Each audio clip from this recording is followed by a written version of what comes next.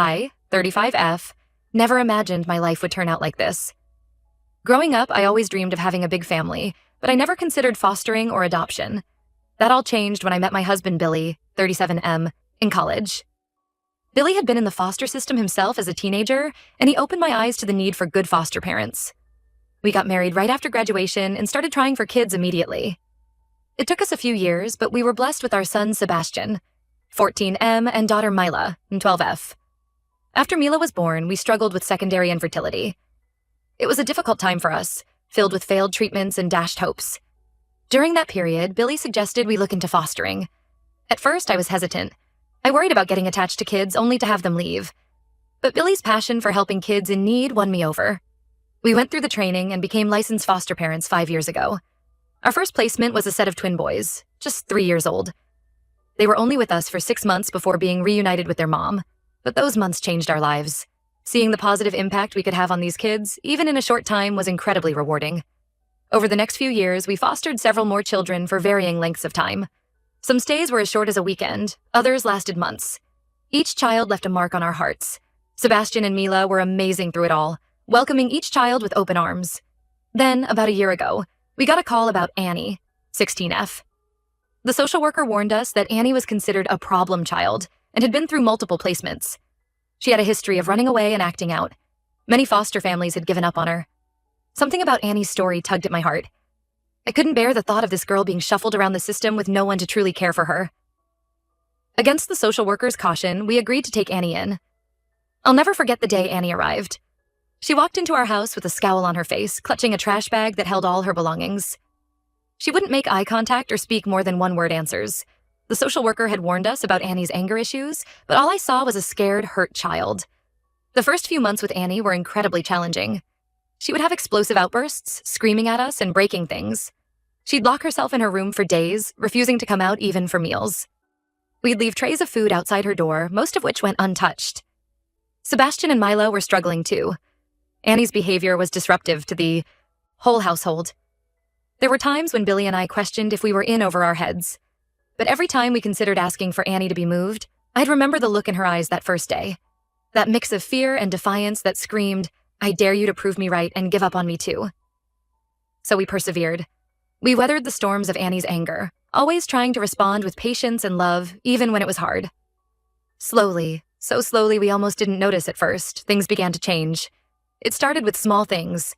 Annie would emerge from her room for family movie nights, though she'd sit apart from us. She stopped slamming doors quite so often. One day, I heard her laugh at one of Sebastian's corny jokes. The real turning point came about 6 months after Annie arrived. I was up late one night, unable to sleep. I heard a noise from the kitchen and went to investigate, finding Annie surrounded by broken glass. She had been trying to sneak a midnight snack and dropped a plate. When Annie saw me, she flinched back, clearly expecting to be yelled at or punished.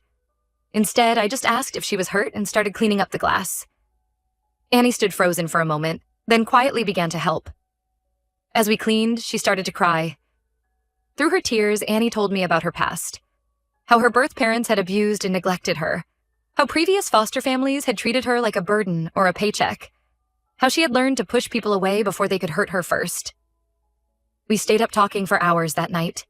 By the time the sun rose, something had shifted between us. It was like Annie finally realized we weren't going to give up on her, no matter what. From that point on, Annie's transformation was remarkable. She started engaging more with the family, joining us for meals and activities.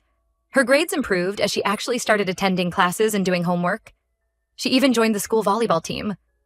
There are still difficult days, of course. Annie's past trauma doesn't just disappear.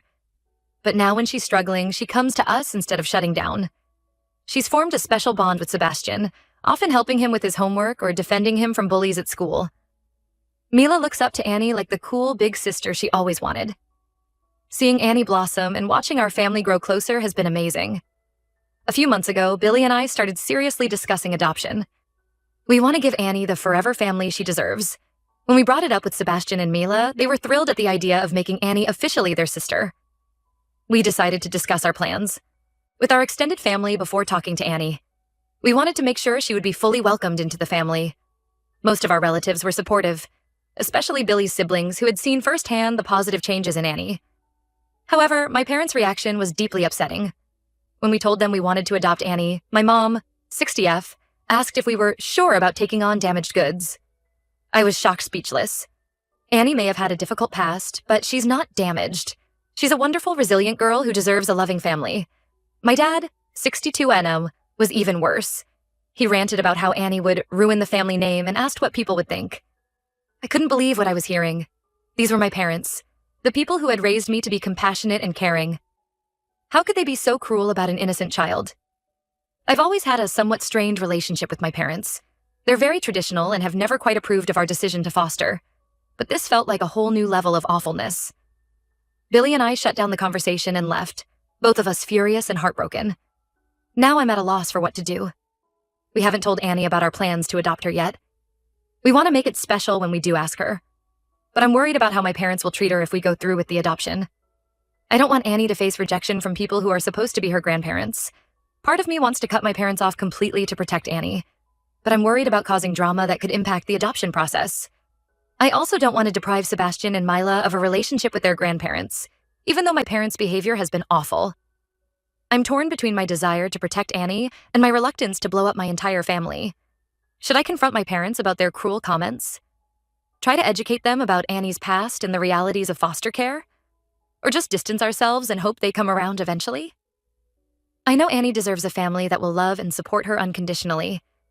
Billy, the kids, and I are ready to be that family. I just wish my parents could see what a wonderful person Annie is, instead of focusing on her past. Any advice on how to handle this situation would be greatly appreciated. Update 1. It's been about a month since my last post, and a lot has happened.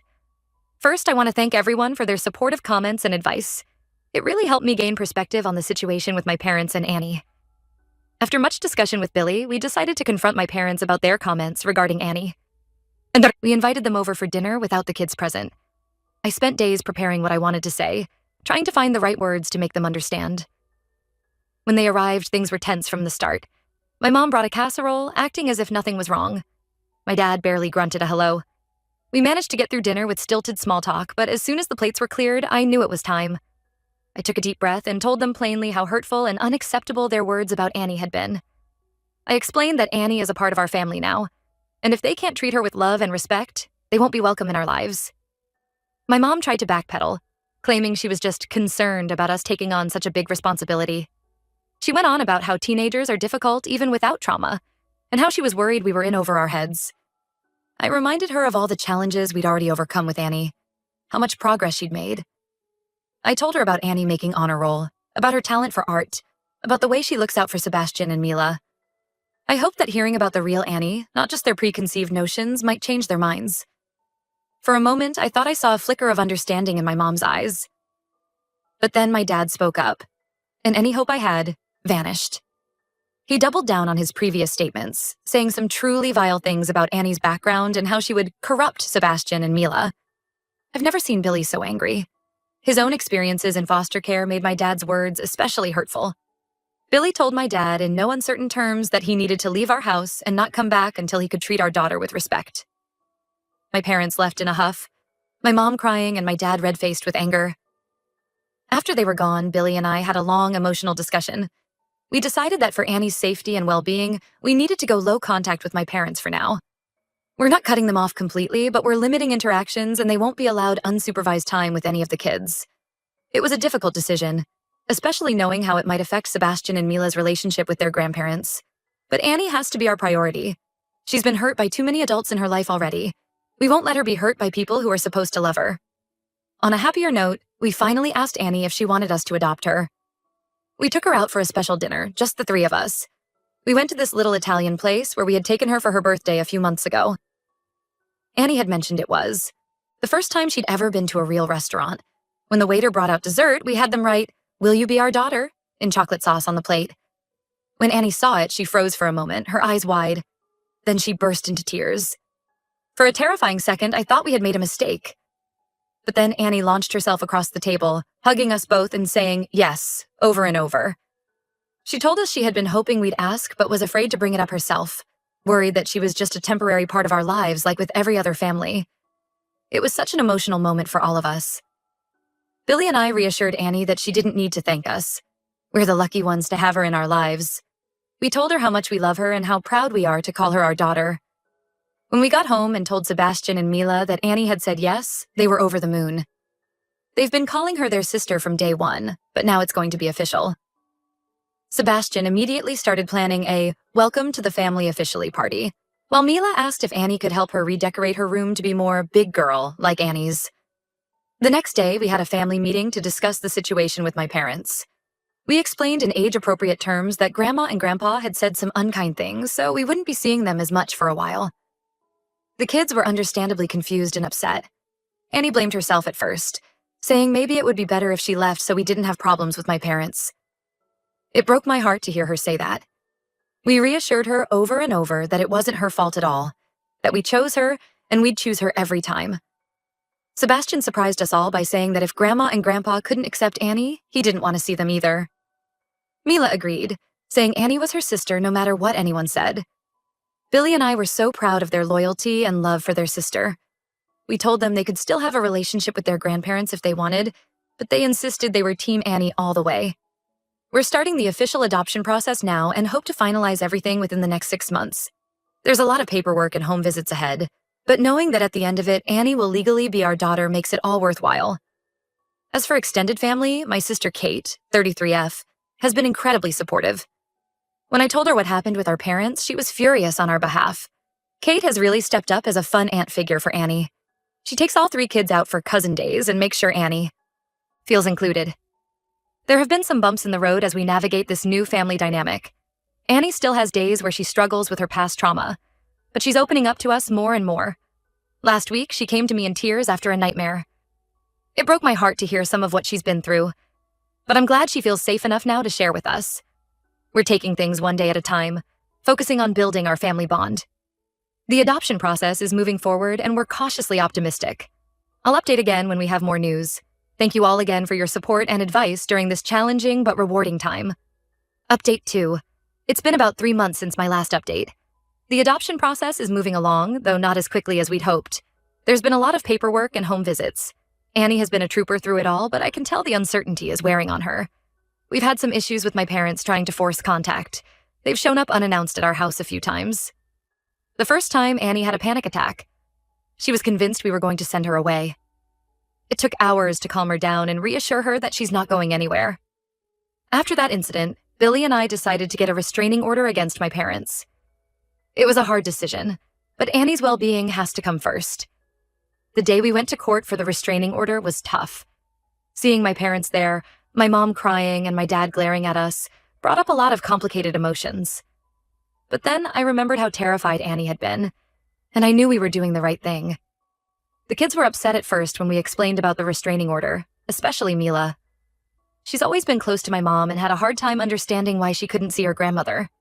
We've been trying to arrange for the kids to have phone calls with my parents, supervised by us, but it's been challenging.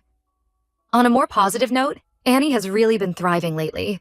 Her grades have continued to improve and she made the honor roll this term.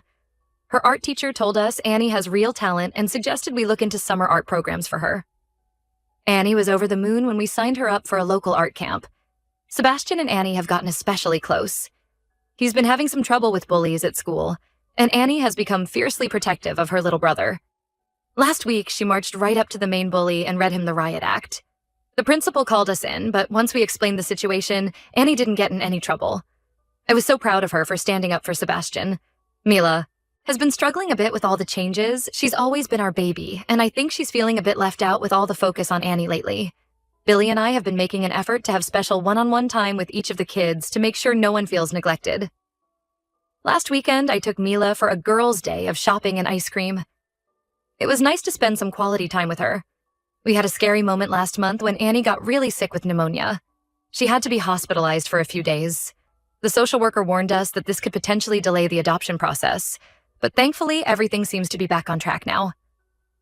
While Annie was in the hospital, my mom tried to visit. The nurses thankfully stopped her, but Annie was really shaken up. It led to her finally opening up to us about some of the abuse she suffered in previous foster homes. She told us about one family that would lock her in a closet for days as punishment. Another would withhold food if she didn't do her chores perfectly.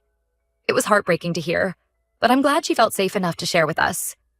After Annie was released from the hospital, we had a family movie night. As we all cuddled on the couch watching Annie's favorite film, I looked around at my family. Sebastian was explaining some plot point to Mila, who was half asleep on Billy's shoulder. Annie was curled up next to me, laughing at the movie. In that moment, despite all the challenges we faced, I felt so incredibly grateful for this life we've built. We're continuing to take things day by day. There are still challenges, but seeing how our family has come together to support each other makes it all worth it.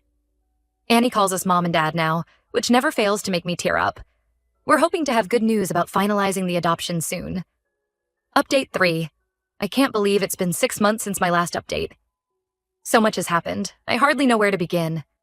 The biggest news is that Annie's adoption is finally official. We had the court hearing last week, and there wasn't a dry eye in the room when the judge declared us a forever family. The day of the hearing was a whirlwind of emotions. Annie was so nervous that morning she could barely eat breakfast. As we drove to the courthouse, she kept fidgeting with her new dress, a gift from Aunt Kate for the occasion. Billy held her hand the whole time we waited for our case to be called. When the judge asked Annie if she wanted to be adopted by us, her voice was shaky but clear as she said, "Yes, more than anything." I couldn't hold back my tears as the judge signed the papers and announced that Annie was officially our daughter. We all hugged right there in the courtroom, even Sebastian, who usually thinks he's too cool for public displays of affection. We threw a big party to celebrate. All our friends and supportive family members came. Our house was packed with people who wanted to congratulate Annie and welcome her to the family. Annie was beaming the whole time, going from person to person thanking them for coming. She gave a little speech thanking us for giving her a home and a family. I don't think I've ever been so proud. The party wasn't without drama, though. My parents tried to crash despite the restraining order. Billy's brother Mike, 40M, saw them coming and managed to head them off before they could cause a scene. We're so grateful for how protective our family has been of Annie. Sebastian and Mila have really stepped up as big brother and little sister. They've been so patient on the days when Annie struggles. Last month, Annie had a major meltdown on the anniversary of a traumatic event from her past. Sebastian and Mila just sat with her, not saying anything, just being there. It meant the world to her. We've had some growing pains as we adjust to being a family of 5. Annie is still working through some of her past trauma. She has nightmares sometimes and struggles with trusting that we won't abandon her. But she's making progress every day. Annie's art has really taken off. Her paintings were featured in a local student art show, and one even sold. She was so excited to earn her own money from something she created. We're looking into more advanced art classes for her. Sebastian had his first school dance last week. Annie helped him pick out an outfit and gave him advice on talking to his crush. It was so sweet to see them bonding over typical teenage stuff. Mila has discovered a passion for soccer. Annie and Sebastian have been great about attending her games and cheering her on. Seeing all 3 kids support each other in their various activities has been amazing. We still haven't heard from my parents since the failed attempt to crash the adoption party. It's been hard, especially around holidays, but we're focusing on the family we've chosen. Billy's siblings and my sister Kate have been wonderful, making sure the kids don't feel like they're missing out on extended family. There are still challenges ahead, I'm sure. But watching Annie blossom into a confident, happy teenager has been the most rewarding experience of my life. Billy and I are tired but happier than ever. We're so grateful that we took a chance on fostering and ended up with such an amazing addition to our family.